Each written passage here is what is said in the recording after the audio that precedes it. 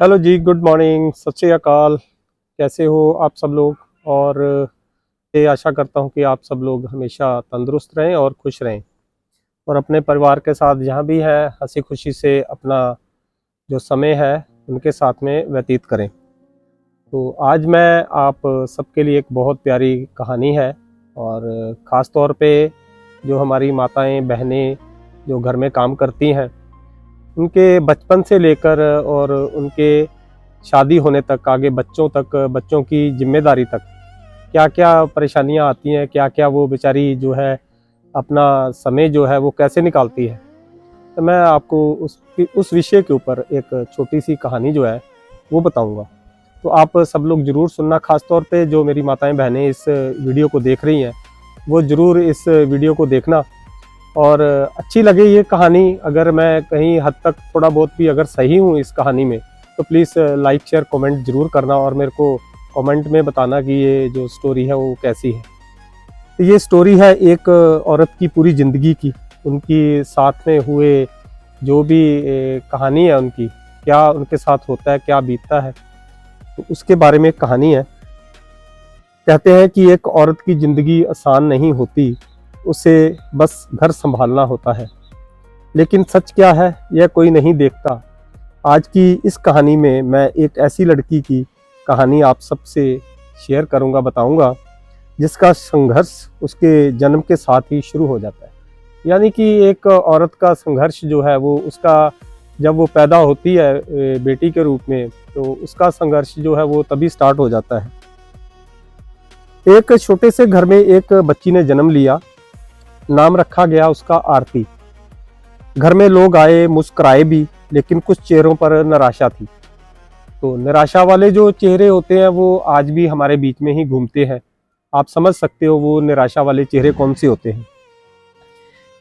क्यों निराशा थी? कि बेटा नहीं हुआ, तो बेटी पैदा हो गई, उस वजह से उनके चेहरे पर वो जो है निराशा थी।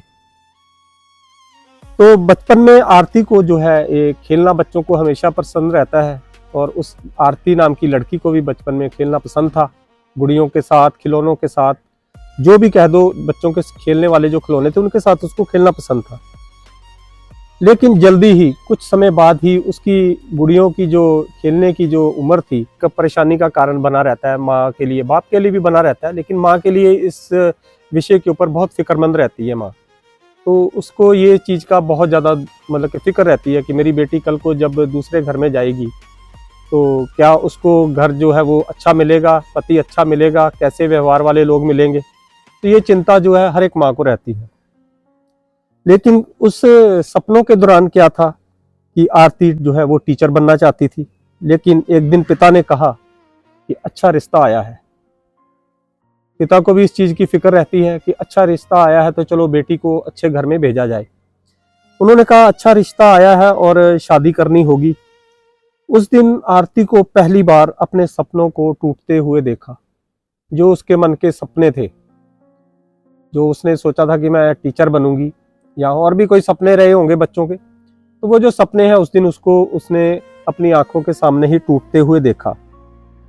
वो भी दिन आया जब आरती की शादी होनी थी और शादी हो गई। लड़का अच्छा था और आरती को ब्याह कर वो उसके घर से वो ले गया। सब कुछ नया था, जहाँ वो गई सब कुछ नया था। तकरीबन नया ही होता है हर बच्चों के लिए। वहाँ माँ बाप नए, सास ससुर जो थे उसके रूप में, देवर भाभी, जेठ जेठानी, जो भी रिश्ते थे वो सबके सब नए थे। नए नियम, नए लोग, नई जिम्मेदारियां। और सुबह सबसे पहले उठना, आपने अपने घरों में भी देखा होगा, माताएं बहनें जो भी हैं वो सबसे पहले घर में उठती हैं, ठीक है जी। और सबकी पसंद का ध्यान रखना, मतलब कि जो जिसकी जो पसंद है उन सबका उसने ध्यान रखना। और अपनी जो चेहरे पर थकान है उस थकान को उसने सबके सामने नहीं दिखाना और सबका ध्यान रखना और काम करते रहना। अब यही उसकी दिनचर्या थी, सारे दिन का जो काम था वो यही था उसका।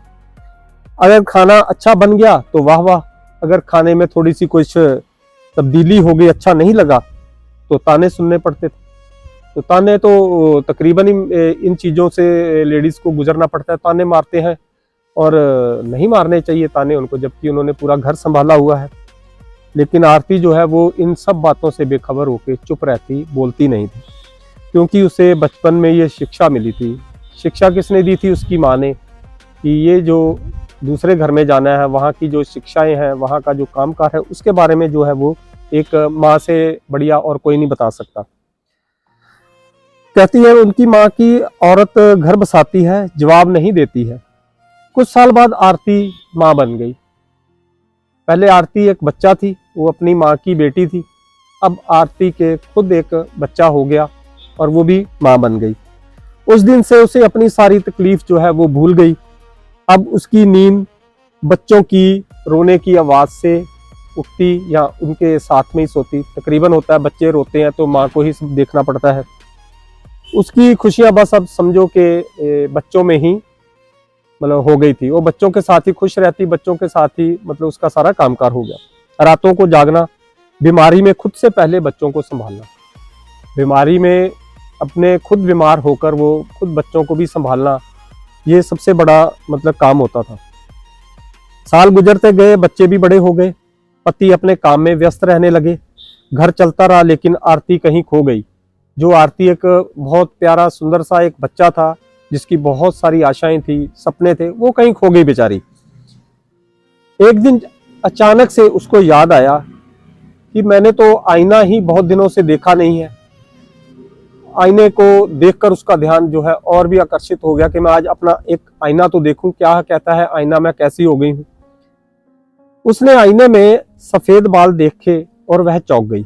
उसे याद आया वह भी कभी सपने देखती थी, वह भी कुछ बनना चाहती थी, लेकिन जो उसके सपने थे वो सारे के सारे टूट गए। उसको जिम्मेदारियों ने संभाल लिया और जिम्मेदारियां जो है उसके सर पर ऐसी पड़ी कि उस बोझ के नीचे वो हमेशा ही दबती गई। उसने महसूस किया औरत की जिंदगी कभी उसकी अपनी नहीं होती। पहले पिता का घर, फिर पति का घर, फिर बच्चों की जिम्मेदारियां, लेकिन फिर भी वह शिकायत नहीं करती, क्योंकि उसकी ताकत उसका प्यार होता है। एक औरत हारती नहीं, वह हर दिन खुद को भूलकर दूसरों की जिंदगी बनाती है। अगर आपके घर में माँ, बहन, पत्नी या बेटी है तो आज उन्हें सिर्फ इतना जरूर कहिए, क्योंकि एक औरत सिर्फ घर नहीं संभालती, पूरी दुनिया संभालती है। अगर औरत चाहे तो वो क्या नहीं कर सकती। अगर आज का समय देखा जाए, आधुनिक युग में देखा जाए, तो जो औरतें हैं या माता या बहनें हैं जो भी हैं, वो लड़कों से या आदमियों से बहुत आगे निकल चुकी हैं। जो आदमी काम नहीं कर सकते आज वो औरतें काम कर रही हैं। तो ये थी मेरी एक छोटी सी सोच।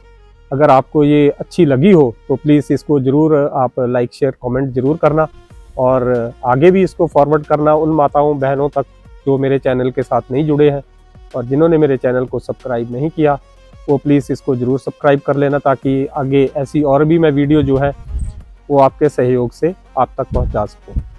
अगर इस दौरान कोई गलती हो गई हो तो आप मेरे को क्षमा कर देना, हम क्षमा के याचक हैं।